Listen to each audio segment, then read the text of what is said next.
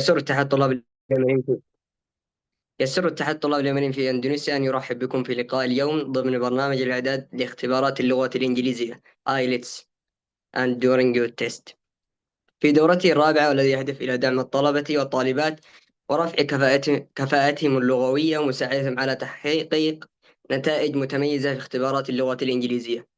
لقاءنا اليوم مخصص للحديث عن اختبار دولينجو إنجليش تيست من حيث التعريف بالاختبار وآلية أدائه وأهم الاستراتيجيات والنصائح العلمية العملية التي تساعدكم بإذن الله على تحقيق أفضل نتيجة ممكنة. ويشرفنا في هذا اللقاء أن تكون معنا الأستاذة بيان عبدالرحيم، مدرسة متخصصة في تدريس اللغة الإنجليزية، تمتلك خبرة تمتد لأكثر من 5 سنوات في مجال التدريس في بيئات تعليمية مختلفة، إضافة إلى خبراتها الواسعة في تدريب الطلبة على اختبارات اللغة وعملها في عدد من المؤسسات التعليمية وإسهامها في تأهيل الكثير من المتعلمين للوصول إلى أهدافهم الأكاديمية. نسأل الله سبحانه وتعالى أن يجعل هذا اللقاء نافعا ومثمرا، وأن يكتب لنا ولكم فيه الفائدة والتوفيق. والآن نترك المجال للأستاذة بيان، فلتتفضل مشكورة.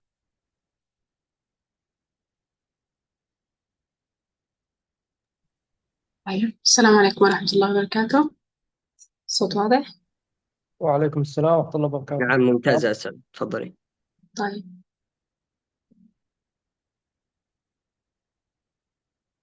So, hello everyone. Again, since I'm expecting most of you are preparing to get the IELTS or maybe have the intention of getting the IELTS, I will be using English from now on till the end of the session. So, for those who don't know me, I was with you guys yesterday in the session of Duolingo. Yesterday we talked about Duolingo test, how to prepare for the test, an overview of the test, what you need to do before the test, and also in the day of the test. However, for today, we will be talking about the IELTS test. It's completely different, as we all know, from the start of where to book the test, where you will take it, and even how to prepare for it and how to be ready in the test day. So, I'll start with my name.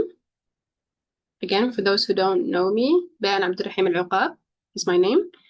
And before I start with anything today, I want to ask you guys if you know what does the word IELTS stand for.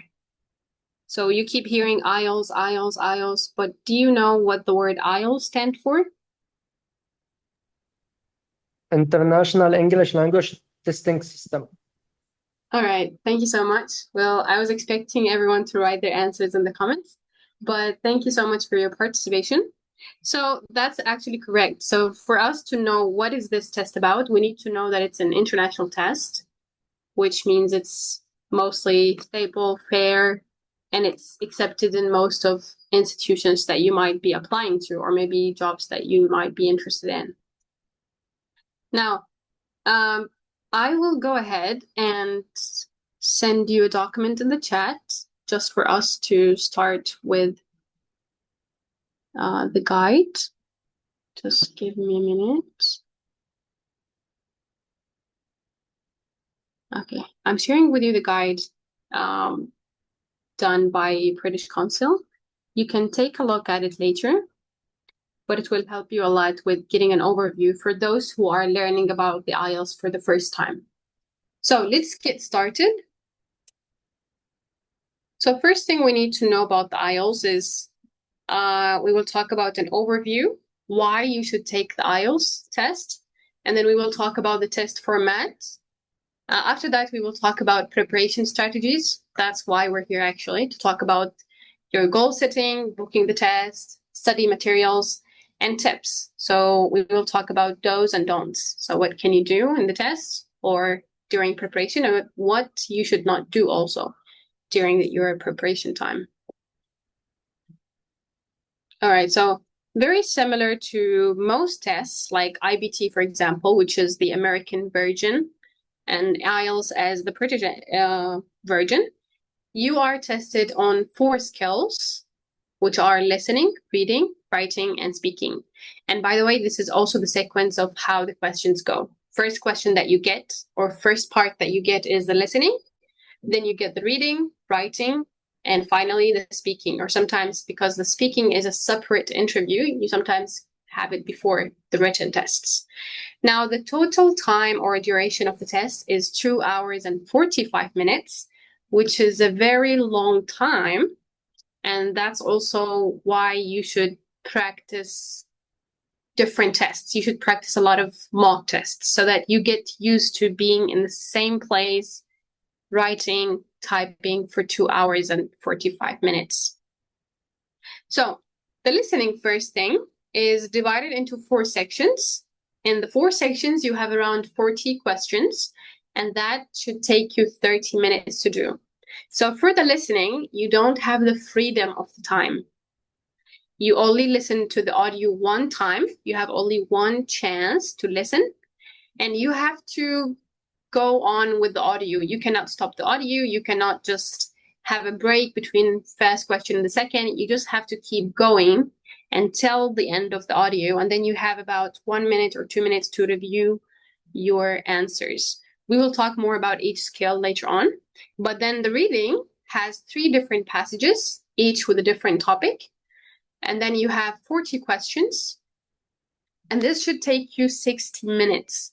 So the reading is the first longest task that you're going to do on the IELTS test. It's very long, and it takes a lot of your time and your energy, of course. Now, the third one is the writing. The writing is only 2 tasks, and then you have 60 minutes. For those who are not familiar with the IELTS writing, one task is about some data and graphs, and the second one is about you. So you worry more about the second part of the writing. Now, number 4 is the speaking one. And this only takes you 11 to 14 minutes because it's a face-to-face interview with a native, and it should not exceed 15 minutes. Okay, now since we talked about the sections, let's talk about the scores for a minute. It's very common for students to get around 5 or 5.5, around that. So anything around 5 is considered a modest user.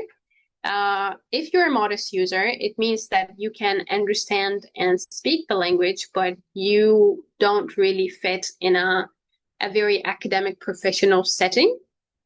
But then if you score around 7 and higher, this means that you have advanced language. You actually can adapt in a professional and academic setting.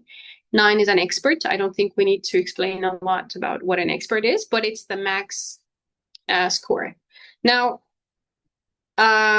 this scoring is also applied to each skill. So for example, let's say you finish the listening, they will give you the score of the listening alone, and then the speaking alone, the writing alone, and the reading alone. So some people will have 5 in listening, for example, but then they will have 7 in reading. Some people will have 5 in speaking, but then they will have, for example, 8 or 7 in, let's say, listening or whatever. Now, after you get all the grades of all skills, then you get added to one final scoring. All right. Now, starting with the first section, for those also who don't know, I scored the highest in listening and speaking, so I think I can benefit you the most in those 2 skills. So when it comes to the listening, which is the first one that you do, you mostly have multiple choices, you have matching, and you have sentence completion. And for completing sentences, this is where the question starts. So mostly the first question asks you to complete sentences. That's how the exam starts. And then for the strategy that you will be using is you will be listening to keywords in the questions. So because the first question is about daily conversations, maybe something like a student is talking to her teacher about the campus or about her class. So it's a everyday conversation. They might ask you about the girl's name. They might ask you about the address, her number, her zip code, things like that. So you need to know what exactly to predict before you start completing sentences. They will give you a chart, for example. I can probably show you an example of what I mean by by that one. Just give me a minute.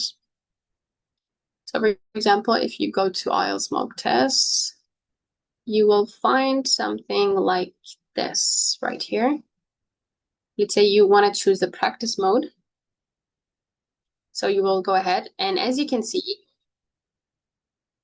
here, the first question is complete the sentences. So it tells you no more than 2 words and or a number. And as you can see, it's as simple as completing a conversation about going to France, using the train, things like that. So what you're going to start doing is you have to look at all of these sentences, trying to expect or predict what the conversation is about.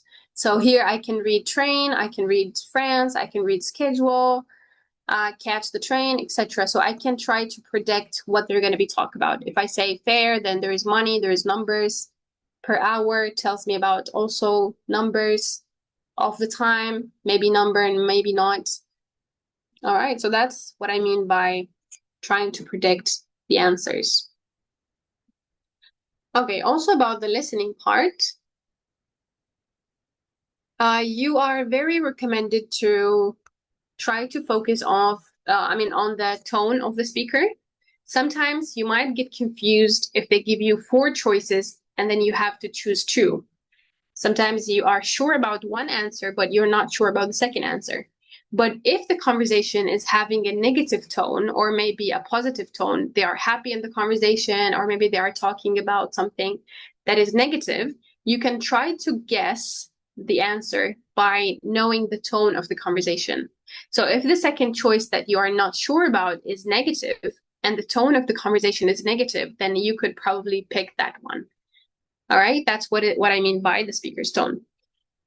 And then 3 is about accents. When you're practicing, by using podcasts or maybe any resources that you like, that I will also share some of them later on, you can try to listen to a variety of accents. If you always listen to American speakers, for example, you can try to listen to Australians, British, and so on. All right. And my personal or my own tip for you is don't worry if you miss a question. Focus on the next one. So the listening keeps going, right? You don't have any breaks between every question. So if you miss one of them, or you cannot spell one of the words, or you don't know if you are sure, I recommend you to just leave it, continue with the other questions, and follow up with the other tasks that you have, and then you can come back to it later on. Sorry. Now, that's about the listening.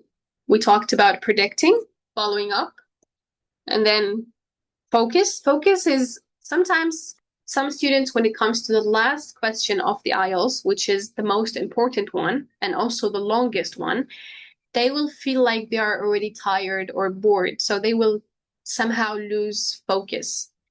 So what you need to do is when you practice for the IELTS, you need to practice how to keep this focus, especially for the last question, because the last question needs you to be totally present there. The last question is a lecture, as I said. So just imagine if you come to the lecture after the first 2 minutes, for example, of the lecture. Sometimes you might feel very confused, right? Because you were not there when they gave the introduction, when they took you and lead you to the main ideas or the details of the lecture. So it's very important you follow up with the lecture from the start till the end. And then the last thing you're going to do is you go back and you check your answers. And this is very important for people who have problems with spelling. If you tend to forget how to spell some words, you have to go back. You have a few minutes in the listening task. You go back and you check your spelling. Even the words that you sometimes think you're sure about, just have a look at them. Try to check them again. Mostly with vowels, your I, A, E, most of the students would get confused in these few letters. All right, now the second section of the IELTS is the reading. As I said, it's also the longest, the one that will take a lot of your energy. The types of the questions are mostly multiple choice, true, false, not given, matching, short answers. I would say that IELTS reading has a variety of questions, actually, more than the ones that I mentioned. If you have experience with IBT, you might know that the questions are pretty similar. You choose the correct answer, or maybe you choose if it's true or false. But in the IELTS, sometimes you have to order some sequence of actions. Sometimes you have to put words and sentences to complete them. So they have a variety of questions. However, what you do in most questions is two things. That's probably what a lot of people would tell you, is you have to improve your skimming and scanning skills. So skim means, to skim a passage means to look for the main idea. So the question would be something like, what is the main idea of this paragraph? What is the main idea of the passage? So that's where you use skimming. But then if we talk about scanning, then you are looking for keywords. You're trying to locate some answers, some specific answers. And one trick in this thing is, if you have a question that asks you to find details, to look for details, I recommend you to start with that question first, and then you can answer the question of the main idea. Why? Because after you read a lot of details in the passage, you are able to understand what the main idea of the passage is, and even more than that. So when you come back to the main idea question, you're easily going to be choosing the right answer. Number 3 is mostly a mistake that a lot of students do, is they don't know the difference between true, false, or not given, and mostly false and not given. Some questions in the IELTS reading will give you a sentence, and they will tell you, is this sentence true, false, or not given? Some students get confused between what we mean by false and what we mean by not given. So false is basically, it is slightly mentioned in the reading section, but it's not the way it is written in the question. So something like, let's say tuna is highly produced or consumed in France, for example. Now, if the passage has tuna is highly produced in Morocco, for example, then this statement is false, because only the country is a mistake here. But then if tuna is never mentioned at all, and there are the topic, or for example, the topic is about coffee, or the topic is about something that is not really related to tuna, for example, then this is the statement that is not given. Okay? And again, even when we talk about scanning, we don't talk about understanding every single word in the passage, because that would be impossible for you to understand every single word. You just go with understanding the main ideas of every part of the passage. All right. Now we talked about skimming and scanning, talked about time management. Okay, when it comes to avoiding traps, what I mean by traps here is sometimes when they ask you about details, you might fastly go to the first paragraph and you try to read quickly. You see an answer and then you immediately go and pick it. For example, they tell you, was the scientist depressed, for example, and then you go to the article and you see depressed scientist, so you choose true. But then if you go down a little bit, they will talk about, for example, the fact that people said he was depressed, but he's not depressed, or they will try to change the point in any way. So this is sometimes a trap. Sometimes the trap is with synonyms, for example. In the question, they will give you the word advantage, for example, but then later on in the passage, you will read other words, not advantage, maybe benefits or merits or whatever. Okay, I forgot to show you some examples, guys, when it comes to the reading. I'm going to show you some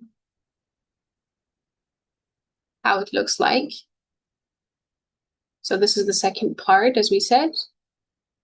Practice mode. All right. This is actually a lovely topic. You wouldn't mostly get as such. But this is how long it is for each passage, so that you know what we are talking about here. Now, another thing that I did in the reading task that I think you should never do is sometimes you might have these icons that tells you you can have larger font of the writing. You can make your writing bigger. And the reason why you should not make your writing bigger is sometimes when it's too big, you will have to scroll down the questions a lot. And it will be very confusing for you to go back for it and look at your answers. So I don't recommend you to do that. Okay, let's go back to the third section of the test. Okay, the third section of the test, which is the writing. So the writing, I think, is one of the favorite questions for most students because it's only 2 tasks, so it's easier to practice for them. Now, the first task is about describing, summarizing, or explaining a graph, chart, table, or diagram. Now, what they need from you in the first task is for you to be able to analyze a picture or analyze a graph or a chart. And after analyzing, you should be able to put that into words. So if you see a chart of, for example, increase of smokers or increase of the number of smokers in a country, you need to be able to read that table or that chart or diagram. And after you read it and analyze it, you have to put it into an essay. So the first task does not need any opinions from you. You don't even write a conclusion in the first task. You only read the graph or the table and you put it into words. I will show you examples up to this, but the task number 2 is actually all about you. So the task number 2 asks you to write an essay responding to an argument or issue. So this is the very common essay that you all know. They give you a topic. For example, mine was, do you think young people should be legally responsible for their parents when they grow old, for example? Now, you need to choose your opinion or you need to choose a stance, for example, and then you have to use your arguments and examples. Whether you're doing task number 1 or 2, you need the same thing for your essay to be clear and accurate, especially in the task number 1. One thing you should not do is put the wrong data because you will not get any grades for that, no matter how good your writing is. If you miss the point, you miss the data, you don't get any good grades. For task 2, however, you need to develop a clear argument. So that means strong introduction and conclusion. And one thing, if there is one thing that I want you to take with you when you're doing the writing practice is, firstly, you need to understand the question well. You need to fully understand the question, and you need to plan before you start writing. So if you're writing about parents and young people, you need to know what is your opinion. Are you with or are you against? After you know that, you need to try to think of 2 main ideas of why you are with or against the topic. After you know the 2 main ideas, try to think what you mean by that. So let's say I think young people can help their family financially, for example. I need to think of what does that mean to me? What do I mean by help parents financially? And then second paragraph could be about, let's say, helping them with taking care of themselves or their daily chores. So I need to know, what does that mean to me? What do I mean by that? And when I have the plan, when I brainstorm, I will be able to start the essay. Okay, let me show you an example of how it looks like again for the writing part, because some people will get scared of the first question, but when you start practicing, it becomes very clear for you. So this is an example of a table. It's about clear cutting of forests, and then this is your place of writing. I have also another example of it, which is this one right here. If you can see this picture, you have a chart right here talking about literacy and talking about gender and male and female and how the percentage of male and female differs when it comes to education and stuff. So this could be another example of it. Let me see if I have a different example, because it's different from a test to another. Okay, I don't think oh no, that's the reading. Yeah, I have some examples of essays that I had myself. I might be able to share this one with you. This is an example of task number 1. As you can see in task number 1, yes, this is actually about the same graph that I showed you guys. The graph is about females and males when it comes to illiteracy. And this is the essay. So as I told you, you do not really need a conclusion of your own. You don't give your opinion. You only write the data and only the data. All right, now going back to this, I think we talked about, yes, we talked about requirements, understanding the question, what they ask you exactly. Number 2 is using variety of vocabulary or words. This is to avoid repeating or repetition of the words. And this doesn't mean that you cannot use the word again, especially if it's the main topic of the essay. You can use it. I once had an example from a student saying that the topic was about sleep, and because she thought she needs to use synonyms, she started to think of synonyms of the word sleep. And that made her write words like comma in her essay about sleep. So now the problem here is humans look the same when they are in a coma and when they're sleeping. This is clear to us. But then the problem is comma is not the synonym of sleep. So it will always be wrong every time you use comma instead of sleep. Or a comma instead of sleep, okay? Now, you need to also avoid off-topic issues. So don't write ideas that are irrelevant. If they're asking you about parents, don't talk about the past of some of your family issues and things that are not related to the topic. And by structure here, I mean that for your essay to be organized, it's very recommended that you give them some keywords. Let's say you are talking about 2 reasons why you think we should support our parents. You can start with your body paragraph by saying 1 reason we should help them is blah, blah, blah. And then second body paragraph, you can say the other reason. You can also use some conjunctions, up to you, but the clearer you make it, the better. The last section in the IELTS test is the speaking. And this is the one that most students complain about. And it's because when you are in the IELTS test, it's mostly the case for students to meet a native for the first time. So they just start thinking to themselves of whether they are good enough to talk to a native or not, whether they can actually be understood by the examiner or not. So they start questioning themselves and their level, their work, and everything. And for those who don't know, the IELTS has 3 different parts when it comes to speaking. The first one is a very free, everyday kind of introduction and general questions.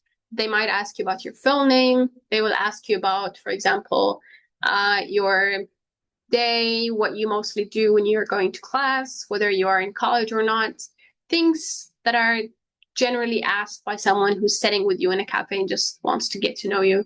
So you need to be answering them very naturally. Now, the second part is for you to speak for 1 minute to 2 minutes on a given topic. They mostly give you a small sheet of paper, writing the topic for you and writing exactly what you can be talking about about the topic. And then after you're given some time to prepare, mostly a minute to prepare, you can start speaking until they stop you. All right.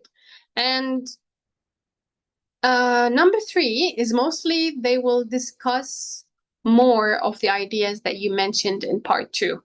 So maybe they will try to tell you different opinions of people, and then they will see if you agree or disagree with them. They might throw some abstract ideas based on the topic. Okay, I also want to show you, I hope you guys don't mind me jumping from a place to another, but I want to show you one example of speaking.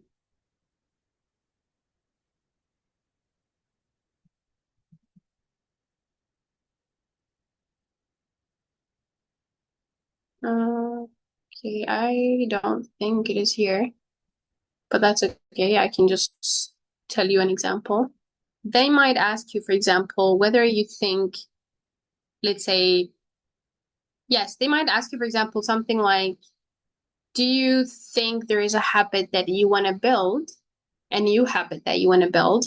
And if yes, what is the habit? Why do you think it's important? And do you think people should also have it? So this is a very simple question for us, but the art here that you need is how to extend your answer, because the examiner doesn't really care about the answer itself as much as they care about how you say the answer. So if you say, the new habit that I want to have is drinking more water, and then you stop, this will take you nowhere, because they don't want to know the right answer. They want you to speak for a minute or two. So you will start saying, I need to drink more water, but then you will tell them why that's important. How could it change your life and your health? Why do you think more people should drink water? Blah, blah, blah, and etc. Okay? Now, the strategy for the speaking is very similar to any speaking practice that you can do, whether for IELTS or any other test, which is you try to use online platforms or other people who are in a higher level than yours. I would recommend asking and sending your records or talking to a teacher or a lecturer, because when it comes to the speaking, you need to really practice how to speak naturally, fluently, and not worry about your minor mistakes. But you also need to be heard by someone else that could tell you about some flaws that you're used to making. Sometimes in reading, or sometimes in grammar or in usage of some words. And again, I'm not talking here about accent. You can have an accent, but you need to speak clearly. So your accent does not really matter as much as your pronunciation matters. If you're speaking the words clearly and they are easily understood by others, then you should not worry about your accent. You can carry on with it to the test.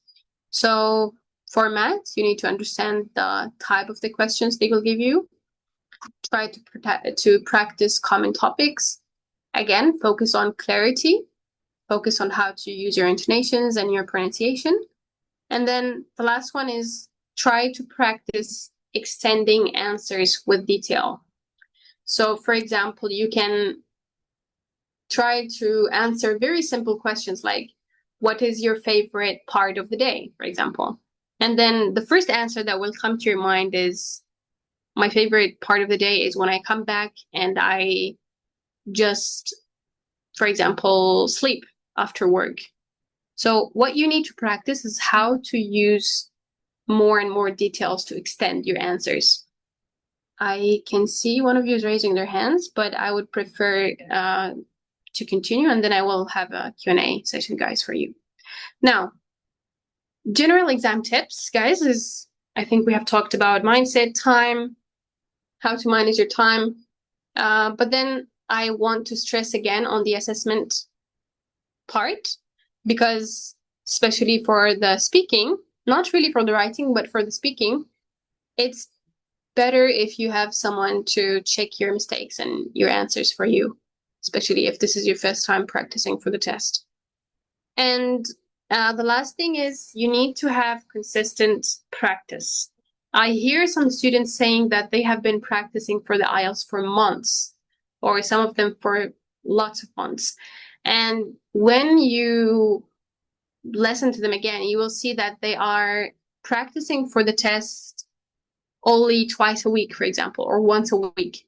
And this cannot work, because when you're getting ready for the test, you need to be very consistent on practicing the test every every other day or every day if you're able to, because that only will enhance your performance, especially if we're talking about typing, we're talking about skimming and scanning. You need to be always engaged with these kind of activities. Okay, before I give you the resources, this is the last thing that I want to talk about, which is common traps and mistakes that students have. And this is from my own experience, from some students that I've heard, and even by looking at some videos and stuff online. I see a lot of IELTS experts talking about the trap of memorizing scripts or sentences. So this is a big problem because some students will memorize some scripts and then they will be able to use them in the test. But most of the students will get very confused when they have ready sentences. Yes, when you practice the IELTS, you will notice that some questions are very similar from a year to another, from a month to another, but that doesn't mean that you should have a specific set of sentences that you will throw at the examiner face when you get the chance. You can just basically practice that. You can practice you can get used to your brain thinking of these sentences while doing the test, but not memorizing specific sentences. The second thing, which I talked about a lot yesterday, is some students will practice with no time. They will think, yes, I can practice my writing skills first, and then I will focus on writing. That will take forever, and it will never make you feel confident to start timing. So from the first time you start practicing writing, you must use time. It does not matter if you are able to write the essay in 20 minutes, 40 minutes, an hour or two, but you must start with timing. So when you have a timer, you will get to see the enhancements. You will see that the first week you're writing 30 minutes, 60 minutes, for example, and then it will go less and less and less until you can write in 30 or 35 minutes. Okay, and then we have the big mistake when it comes to writing. I talked about it earlier, which is you don't prepare before you write. This is a huge mistake because some students will start writing and then they will stop. They don't know if they should continue with the idea or if it's wrong or if they know what is the second idea. Sometimes it's too general and etc. So many mistakes and so many time wasted in that. Number 4 is for the speaking. Some students will worry too much about minor mistakes. So they will speak, for example, and then they would say like, yeah, it doesn't exist, for example. And then the correct one is it doesn't exist, for example. So they will worry too much about this mistake to the point that they will be stressed till the end of the interview. So do not worry about minor mistakes. And if you feel like you can correct your own mistake, go for it. You can correct your own mistake. But if you are making a mistake every now and then, every 2 or 3 seconds, then do not correct your mistakes because that's going to be a lot of confusion and a lot of time wasted. And number 5 is for listening mostly. People ignore spelling. We also talked about it yesterday for those who were here. If you're not good at spelling, I will tell you that you will struggle a lot in the listening section. Why? Because if you listen to everything the lecturer is saying, you follow up perfectly, but in the lecture that is very hard, very advanced, you listen to the word migration, for example, and you write it immigration with I instead of starting with M, there is no point of the whole word. You will not get any point for the word. So make sure you check your spelling in. I also suggest you don't keep using the auto-correction in your keyboard. If you're using Grammarly or any applications, try to not use them when you're practicing for the test. Even try to not use them in day-to-day texting, because that's how you get used to auto-correction, which doesn't exist in IELTS.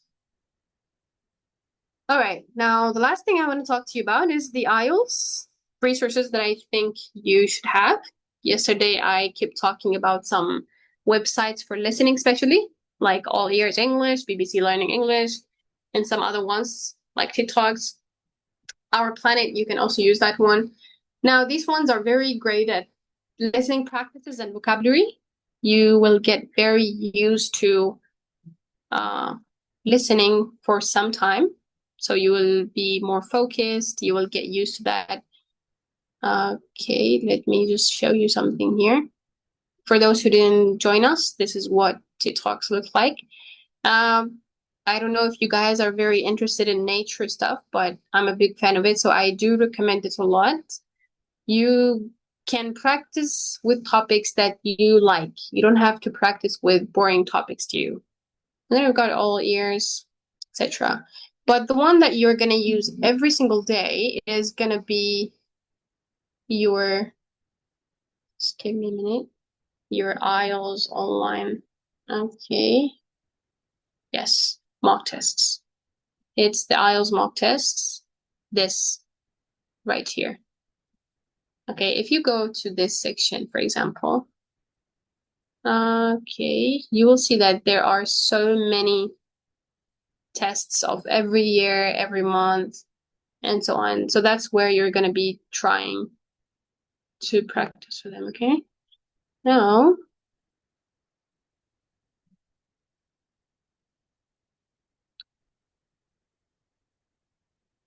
okay, for the, as I said, the official websites, you can use both here, IELTS official, IELTS online tests. You will find a lot of other IELTS websites for mock tests.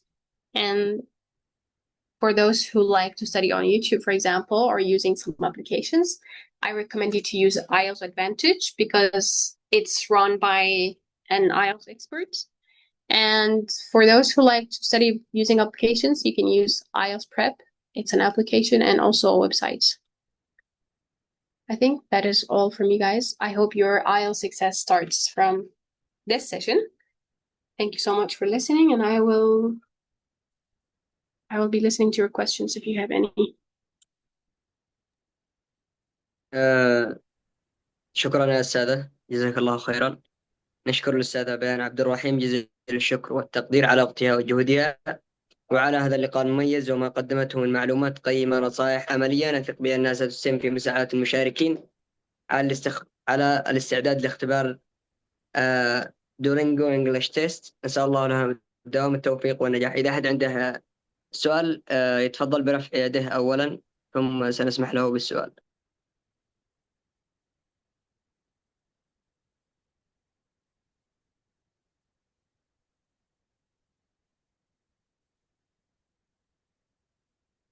I can already see one question in the chat box, and also Mohammed. Maybe Mohammed, you can start with your question until I read the other one. Assalamu alaikum. Thank you so much for this presentation. Just want to ask about the website because I usually study from British Council website. So is it good or I should follow the website that you share? Okay, well, I think I'm also sharing British Council. I don't know if you have noticed it, but I'm also putting British Council here. Some students are not fans of British Council, but I highly recommend it. Of course, I highly recommend British Council, guys, if you are able to register there. Because as I said yesterday, it has a lot of live classes. IELTS experts will be teaching you a lot of good stuff there. You can have a look at so many tests, mock tests. They will keep track of your score when you go high on your score and so on. So yes, Okay. I really recommend that, Permit. Do you have any other questions? Last question, sorry. What is your strategy for timing? Like, how many hours should we study? 2 hours per day or 3 hours? Okay. Well, it really depends on when you want to take the test because for my case, for example, I took the tests in, I think, less than 2 weeks of preparation. So if you are preparing for the test and you're in a hurry, I think you will need more than 3 hours a day. But if you have more time, 2 hours should be okay. In the beginning, you will only practice 1 skill, 2 skills every day because it will be very difficult for someone who's practicing for the first time. But then as you go on, you can take full tests every day if you're able to. All I right. see. Okay, thank you so much. Sure.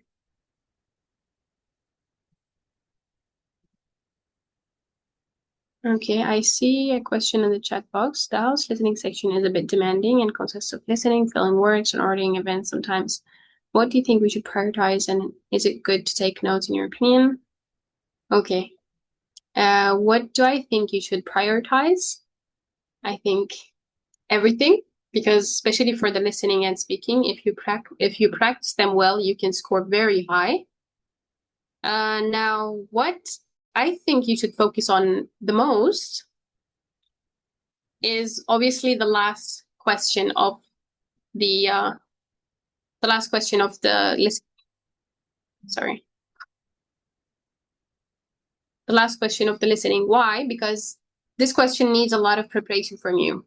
It's a long lecture, and you are probably not used to listening for a long time to a lecture that is fully in English. So that's the one that you should prioritize practicing. I will also share in the chat box a guide, A to Z guide of the listening for those who are very interested in the listening part. I'm sharing it right now. You can download it in the chat box. And for the speaking test, do you think it is generally good to speak within or exceed the time given? I think you should be able to give your main idea before they stop you, but you should also have this art of exceeding your details. So let's say you aim for 2 main ideas, but then you stay ready if they give you more time. If they give you more time to speak about more stuff, you can give them more details or more explanations.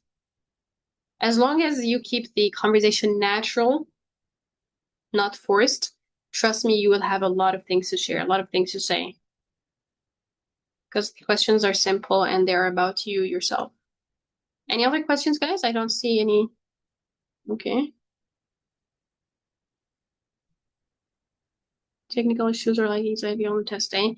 Well, you mostly don't have a problem with technical issues because it's mostly done in centers. So they are very, they make sure you have the right equipment. They make sure you have the right timing, the audio, everything is checked before. So you do not worry about technical issues. You might have anxiety on the test day, and that's good for you. That's not bad. Because when you feel a little bit nervous or anxious, it kind of makes you stay awake. You don't feel sleepy. You don't feel like you are bored. You stay focused. You shake a little bit, but you stay focused at the end. However, if you get very nervous, then you're probably not very confident of your own preparation. You need to prepare a lot so that you feel a bit more confident during the test. Okay, but are you raising your hand? Go for it. Yes, thank you, teacher Bayan, for this sessions. Okay, my question is regarding a bit comparing with the IELTS and the TOEFL exam, especially with the new, I think, structure of the TOEFL. It have been changed since, I think, January 2026. And my question, if you have been known about this update, regarding which one probably would be easier to score high, even though both of them are academics and both of them are having, I think, the same accreditation globally. And second things, the effort that would be made to get a high score. I do believe in IELTS, and I think from the questions and the paragraph and the type of question and the structures in IELTS is quite complicated, or it's a lot of type. But comparing to the new TOEFL structure, it have been changed to be more simpler, and it's only lasts for 1.5 hours for the whole exam. Yeah, so if we go with this aspect, which one would be much way better to go with, TOEFL or IELTS? Thank you. All right. So by the TOEFL, do you mean the IBT test? Just to be clear, because some people refer to TOEFL with other. Yes, true. Okay. Well, honestly, I took the IBT a few years back, and I preferred the IBT at that time, because I think it was the most available one, also the most viral one. But now that I compare it, I would say that the IELTS speaking is much better for most students. And then when it comes to, for example, the reading, I heard that they have a lot of new adjustments in the IBT reading, making the reading and also the writing easier. But if I'm reflecting on my own experience, I wouldn't say I know much about the changes. I don't really know much about the changes. But because I took the IELTS recently, I can tell you what you should fear in the IELTS, let's say, things that you shouldn't be very comfortable when you're practicing them. One thing is, in my opinion, with what I remember about the IBT, IELTS is much easier. I don't know if a lot of people would agree with that, but that's what I remember about the IBT, especially the reading section. And another reason you could like the IELTS more is the fact that you talk to a native face-to-face, so you don't talk to the computer in the listening speaking section. Another thing as well is the question of the writing. If you master the essay, the argumentative essay that you mostly write in most tests, it is also very manageable to be good at the first task of the writing, which is the table, the graph, and stuff like that. Because everything is given to you, all the information is given to you, and you could literally copy this information to your essay and have this perfect essay, right? I would also say that the listening in the IELTS is much easier. Only for someone who's, I believe, in your level, would only have to focus on the last question because it's a lecture. Otherwise, the other ones are very, very simple day-to-day conversations. Right. I don't know if I answered your question fully, but you let us know, okay? No? Yeah. Yes, you have answered. Thank you so much for the detail. Sure. We have Betch, please. Thanks a lot for this informative explanation. Well, I have two questions. The first one is regarding the speaking session. Which one is recommended? Like the first one, you previously mentioned that if we give just a small answer, that would not be good. But what about if we speak much more answer until the speaker or the examiner stops us? In this situation, what method is recommended? And the second question is regarding the studying method. Do you recommend studying for example, preparation for grammar, vocabs, listening, and speaking, not the exam, but just studying separately? Or like every day, like this week, I'm gonna study grammar only. Next week, vocab. Or I should make them all in one studying plan. Every day, studying grammar, vocab, and so on. Right. Is that all? Two questions, Yeah. right? Yeah, Okay. that's all. Okay, so about the first question, which is about speaking, is it better to speak or to give a short answer or a very long one till the examiner stops you? Well, one thing is, it's not actually a negative thing to be stopped by the examiner. It is not. You can speak until they stop you. It's not a bad thing. But it can be a bad thing if they stop you before you make your point. So some students will speak a lot, but they don't give the answer. They don't give the point of their answer. So if they are asked to speak about the best memory of their childhood, for example, they will speak so much about how childhood is important and how people have a lot of childhood beautiful memories, but they will not answer the question, which is about their childhood best memory, for example. So my recommendation of how you should go with this one is you should never give a short answer because they don't really care about the answer only. They want you to speak. So you speak about it, you go on, but the first thing that you speak about is actually the answer. So you start with, my best moment in childhood is when I had my first birthday, for example. So after you give the main idea, you can go freely with giving details. Why is that your favorite day? I got lots of gifts, I got lots of food. You keep going until they stop you, especially in the second part, because in the first task, they will stop you very soon. You will not speak as much. But the second part, it will be from a minute to 2, and you don't have the timer in front of you. So you don't really know when it's a minute or 2, but they will stop you when you exceed 2 minutes. All right, so that's for the first question. For the second question, whether I recommend you to study each skill alone or not. Now, when we talk about grammar and vocabulary, these both are tested in your writing and your speaking. So if your goal is to study only for the IELTS, I will recommend that you take one skill every day.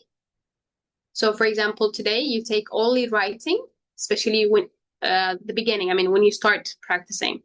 You take only writing today, and after you try the first essay, you see your mistakes. Are your mistakes in grammar? If yes, what kind of grammar? Is it the way you use conjunctions? Is it fragments? What is the problem? And then you also check the vocabulary. Do you have a variety of vocabulary? Do you sometimes overcomplicate vocabulary when you get nervous? You just throw some random complicated vocabulary. You check all of these mistakes, and then that's where you start. So you don't need to take a book of grammar and start studying it for the IELTS. Don't do that. What you have to do is how to use the grammar and the vocabulary that you have to see your mistakes, to see what you're missing, and you start filling these gaps, what you are missing only. All right, so at the beginning, Benja, I recommend that you practice speaking one day, writing one day, reading one day, writing one day. And when you feel comfortable, you are familiar to these skills and these questions, you can start having 2 skills every day, for example. You must reach to the level where you can sit in your chair and do a full test from 1 till 4, all of them. Reading, listening, speaking, and writing, all of them at the same sitting. After that, you will be 100% ready for the test. Okay, I see. Any advice? Abdullah says, any advice for those who are afraid of registering because of the flus and fear of a low score? I actually don't recommend you guys to take the risk of preparing only in 2 weeks like me. Don't do it if you are not in a hurry. You don't need to do that. But I'm also suggesting you have a very fixed plan. Don't leave yourself just taking too much time for preparation. So my recommendation is when you take the right time, you will take good use of your money when you're ready for the test. You don't need to do it again. In most cases, you wouldn't do it again. Since the IELTS reading section is quite challenging, what strategies do you suggest that we can use to improve your reading skills and manage time effectively so we can finish all the questions on time? Okay. Now, if we're talking about before the test, I suggest, just very similar to all the skills, to always be surrounded by English. Being very engaged with some readings, very simple articles, not simple articles. And by the way, sometimes when you listen to new things and new topics, you will catch some words and learn some vocabulary and some structures that will help you also in the reading. So one thing is you need to practice reading. There's no way out of the reading, especially. But during the test, you can have a look at all of the questions on the test, and you see the one that looks for detailed details. So the question that looks for a lot of details, you can start with it. Because when you start with it, you don't need to read the details of the passage again and again. After you read the details, you can answer all the questions that are asking you for main ideas, matching, and all of these things. And it's all only when you keep practicing it again and again. Any other questions, guys? Because I don't see any in the chat.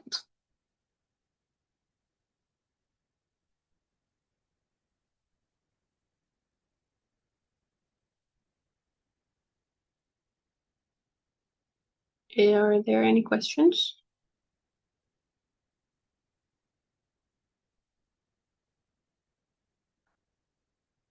Okay, I don't think there are any more questions.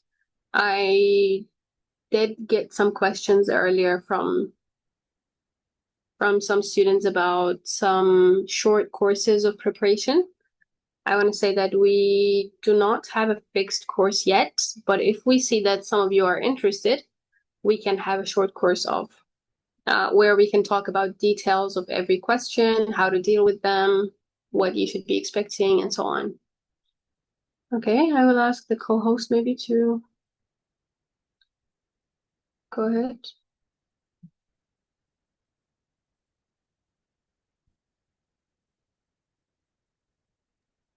شكرا جزيلا أستاذ بيان. بما أنه انتهينا من حلقة هذا اليوم، من لقاء هذا اليوم، نتمنى من الجميع أن يكون استفاد قدر المستطاع، وفي لقاءات في فعاليات أخرى. نختتم اللقاء. سبحانك اللهم وبحمدك، نشهد أن لا إله إلا أنت، نستغفرك ونتوب إليك.